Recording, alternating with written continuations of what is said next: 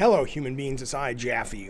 It's 3:30 in the morning here in San Diego. I've been up late playing Kena, whatever. I think it's Kena Bridge of Spirits. I woke up this morning thinking, well, I'll tell you what. This is an impressions review, whatever you want to call it. I played for about 5 hours, 4.5 hours. And so, you know what? I don't give a fuck what you call it. Review, impressions, what have you. But ultimately, I'm going to tell you at the end of this, should you buy it? Should you play it? Okay? After 4.5 hours of playing. If you need to play a game longer than that to determine if you like it, that's the game's problem, not your problem. Okay. I woke up this morning very not sure, but I was like, this game's probably going to be crap. This game's going to be a dog. Okay? And I was absolutely 100% right. The game is a dog. And here's why I thought it was a dog when I woke up this morning. There was no press. I know it was people like, oh, it was at the conferences. Well, yeah, Sony's pushed it a little bit on their state of plays and stuff, but there wasn't like if you go to the webpage, the PlayStation blog today, it's like, oh, Kena has a photo mode. There's no launch trailer. There's no big, let's get behind this and talk about this a lot and push this. It's just crickets. The reviewers, a lot of the reviewers didn't even get codes until the game actually dropped. And even the reviewers that did get codes that were able to play it early, those guys and girls were embargoed until 11 o'clock, 9 o'clock tonight. So all of these signs, you're not hearing much about it. Sony, suddenly it's an exclusive for Sony and PS4, PS5, and PC, at least for the next year or so, maybe forever, but I think it's only for a year or so. You'd think Sony would be like, okay, let's make some noise here, okay? Because we got Christmas coming up. We got holidays coming up fast. We don't really have any original first-party stuff dropping right now. Let's get out behind this if we like it. Nothing. So I'm like, fuck it. This is a bomb. This is a dog. And I was right. It is a total fucking dog. The thing is, I love dogs. I adore it. Who doesn't love dogs? Dogs are the best thing in the goddamn world. This game's not the best thing in the goddamn world, but it's great. It is fucking awesome. I love Kena Bridge of Spirits. I am so glad that it turned out just delightful. What a great fucking game. I played this for 4.5 hours. I would have played it for more, but I got to get my ass to bed, man. Great fucking game. I'm going to tell you the top 4 things I love about it. I'll tell you some things I don't really like about it so much. We'll just start with that. How about that, pal? How about that? Have a little smoke of the pipe. There you go. That's for you, buddy. Yeah, you get all stoned with your Papa Jaffe. There's nothing in here. I don't even have it doesn't matter. Okay, here's the thing. When I was streaming it tonight, a lot of people were saying, oh, the reviews and people playing it says it feels like a PS2 game. In a good way. Not like they were being dicks or anything. And at first I was thinking maybe that's because it kind of feels like Samurai Jack that came out last year that I really liked, and that it was very basic, but it was still fun. But I realize that it's not actually that why I love that it feels. It's not that it feels like it's an old game and it's retro and I'm enjoying the nostalgia. I had to think about this for a while after I finished playing it tonight. I was like, why is that? Why do I like that feeling so much? And here's what I think it is. So many, if almost not all, of the single-player narrative-based games that you can get today are big open-world things. They're not collectathons in the way that, like, Rare, when they got bloated with, like, Donkey Kong Country 64 or whatever it was just too much. But they are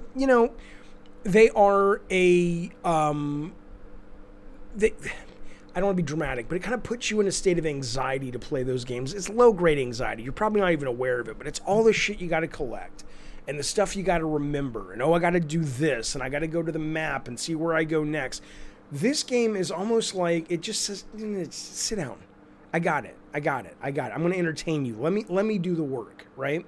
And it takes all that onus off the player that I think we've gotten so conditioned to feel when we play a video game that we don't even recognize it anymore. And I'm not saying it's bad, but when that's all you're being served, when someone comes along with this sense of just purity, it's delightful, right? They have the balance just perfect between the levels are big and they're open, so you feel like you're going on an adventure. You feel like you're really in the world. It doesn't feel like a rail game.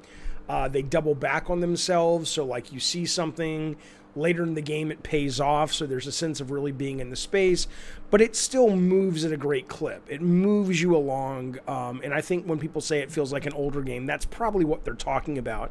And I think the reason it is so refreshing is we haven't had a great game like that in a long time, because everybody who goes down this road makes the open world stuff. And I'll tell you what, I love it. Refreshing. What an absolute wonderful cadence this game has.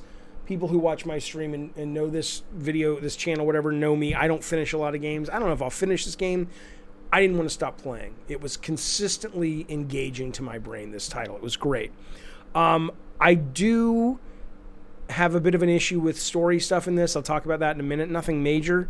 But what I also loved about this is I don't feel the director or the writer or the vision, right? There's so many games today where the vision gets in the way. It almost reminds me, I was thinking about this, it reminds me of like when there's an actor who gets so big, or an actor who has such a personality outside of the role, that, yeah, you see Tom Cruise, and yes, he's a great actor and he can become the role sometimes, but it's always going to be Tom Cruise, right?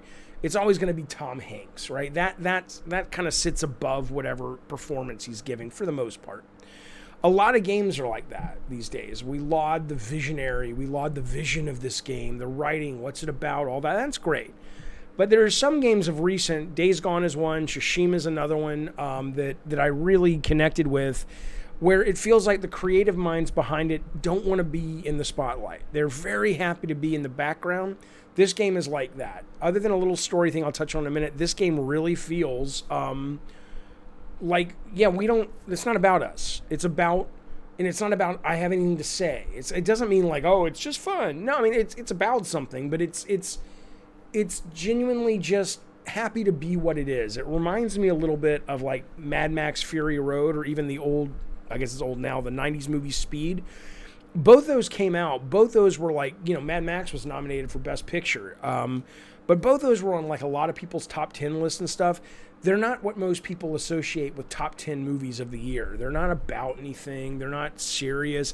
But they were so pure in what they were, and they were so confident in what they were, that you couldn't help love them and rally behind them. And I think this game really feels like that. It doesn't feel like it's trying to be something.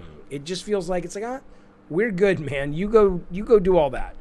We're going to sit here and give you an amazing, really cool adventure. And they do it great, and I love it. It's incredibly cute, right? Usually what you have with this stuff, I know I've worked with a lot of artists before, there is the kind of rote sense of, this is what you do to make something cute. I watched the Pixar special, and I went to CalArts, or wherever it is these folks go. Real talented people. I'm not knocking their abilities, but ultimately it's like, oh, do the big eyes and do this and do that. And you see this in movies, like the guys who did like Minions and stuff, right? It's more than that. And it takes a lot to figure, I don't know if it takes a lot or it's a stroke of luck or whatever, but it's not just that. And there's so many like straight to, rentals and, straight to streaming kid shows and stuff that like check all the boxes, but they don't really have the heart. This game, especially when it comes to this terrible name, the Rots, are you kidding me? Are these cute little motherfucking things, and they are incredibly cute. Somebody was watching the stream going, why don't video games make more merchandising? These toys would be great, right? They're really cute. And what's really cool is there's a part where I'm going to call her Kenna. I think that's her name. I don't know. Where she sits on the grass anywhere in the world. She sits down. And all of these little things are like Pikmin, but it's not a Pikmin game. At first you think, oh shit, it's going to be a fucking Pikmin game. It's not. Thank God, because I'm not into that. I didn't want a real-time strategy game. This doesn't feel like that. But they all gather around her, and you collect them. And so you can end up like, I don't know how many you can get max, but I've got like 20 of them circling around her. And they all come around her, and then you can like kiss them, or they'll kiss you, or they'll dance for you, or they'll sneeze. I hope there's more that you can unlock. But anyway, when you zoom the camera in, suddenly you can hear what she's saying to them, and their exchanges are so cute. It's so adorable. Or when you watch them by themselves, just kind of sit back and don't do anything and just watch them, because they're always around. They're like the little Kodomas in Prince Mononoke. watch them just sit there, and they'll, they fall back and they yawn and they take a nap, and they have all these little cute little animation Easter eggs that are they're great. It's a super fucking cute game, super fucking cute characters. And you can put hats on them too, which usually I'm not a big kind of hat guy in things like this, but the hats are fucking awesome. The combat scenarios, the last thing I want to say that I really love about this, the combat scenarios are great. What's cool about this is it's not like a deep combo game at all. It is not that. So if you're coming in looking for a Devil May Cry game or a Souls game, even, this is not that. But what's cool about it, it's just so assured, because they're like, yeah, we don't have that depth in the moment-to-moment mechanics of the combat, but they have this kind of semi-meta layer on top, right? So you have these rots, these little cute characters, and you can do different things with them based on the tactics you want to employ at any given moment. You can use them to kind of bind up your enemies, but if you use them to do that, you can't use them to pop open these magic flowers that will give you health. But if you do that, you can't use them to destroy these kind of like gauntlet-like generators that are generating monsters, right? So you've got that. You've got enemies that have, different abilities, nothing crazy. But they're different enough that you're like, okay, that's a shield guy. This is a non-shield guy. This is a big guy who's got little glowing orbs that I have to use my bow and arrow to get, or I can slow time down for a moment. There's enough of a suite of tools that mixed with some relatively clever combat scenarios that get laid out, even though you're not having this kind of, oh my God, I'm playing Ninja Gaiden on Xbox. It's so fucking hardcore and deep and 1,000 hit combo and all. It's none of that. But there's enough there that you're always engaged during combat. It's really fucking fun. Okay. I didn't like, I'll tell you the things I didn't like just real quick. I think the story is fine, but there are moments where it's clear. I don't know if it's clear, but to me it felt like the team wants to be Pixar. They want to make a Pixar game. And in that, there's just moments of the story where it's just like, it's very cliche and tropey and rote. And it's just like, come on, guys, just move it along. It doesn't hurt the game or anything, but it's kind of like, you see a lot of teams do this where it's just like, it's like, I think I know what you're going for, but you don't have that in this story. This is just a very typical story, right? And so it's fine. It doesn't hurt the game so much, but it was kind of annoying. But that doesn't really sit. You forget about that relatively quickly. I haven't finished it, so maybe it comes back in full force, but so far, it's not a problem. It doesn't make me not want to play the game. I don't know why these little cute things are adorable, why they're called rots. Maybe eventually they'll explain it. Maybe this game, I don't know where this game was made. Maybe it's a translation issue, and it's like, dude, rots is not something you want to associate with cute. Rots is rotting, right? Even like in Studio Ghibli's Totoro, they call these little things dust bunnies, right? They're kind of similar. I think that's dumb. This is nitpicking. This is how small my problems with this game are. The combat is not fluid or great. It's not bad. And like I said, there's so much going on that it's very engaging and enjoyable. But when you've played some real fluid combat like God of War or the old Devil May Cries or what have you, it's very clear, or even Tsushima, it's very clear that you're not dealing with, that's not this team's strongest suit. It's not bad, it's passable, and you're not going to be thinking about it that much. I don't like how I could probably change this, I didn't think about it, but the light in the heavy attack are on the shoulder buttons, and I maybe Demon Souls does that, but that's a game where you're not spamming. This is a game where you'll go in there and you'll be kind of pounding on the buttons, and it's just like, oh, they don't feel good up here, but whatever. The combat's good enough. It's not great. Finally, the last thing, the biggest thing, and again, this is the team's first fucking game they've ever made. The visual language can get a little confusing, which again, it's fine. But there are these kind of blue things, and sometimes you shoot a blue arrow at them and they activate. Sometimes you have to hit L2 and you get a crosshair and you shoot the rots at them and the rots activate them. Sometimes you have to hit L1, which makes your shield go up, and when it dissipates, kind of a magical, expression of something goes out, and that activates these blue gems that are all over the world. And you don't really, so far I've been playing for almost 5 hours. I still don't really know which does which. So I find myself a lot of times approaching these blue things going, let me try shooting it. Nope, that didn't work. Doesn't mean it won't activate. Just means got to try something else. And there are also these kind of like runes all around that when you do some of these moves, they light up.